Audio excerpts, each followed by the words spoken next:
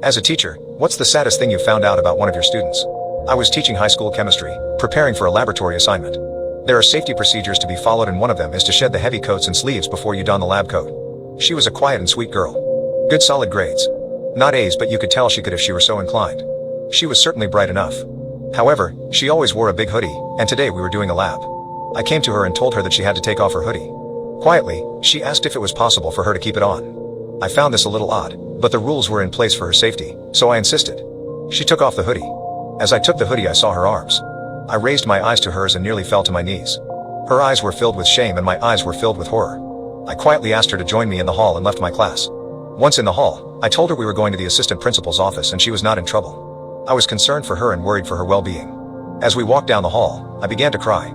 She started to look concerned for me, which is when I realized crying in front of her was unacceptable. I must show her strength and support. When we got to the assistant principal's office, I told the assistant principal about the scars all over the student's arm from her SH. The assistant principal asked me to leave, but the student said she would be more comfortable with me in the room. What she told us was heartbreaking. She started by explaining that her mother was a substance user and had sold certain aspects of herself to pay for the substances. Due to her mother's condition, the student and her younger brother were neglected.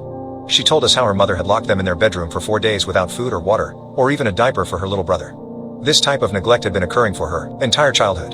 It was all she knew. We contacted CPS, and they removed her and her little brother from their mother's custody. However, she had no relatives and was going to go into the foster care system.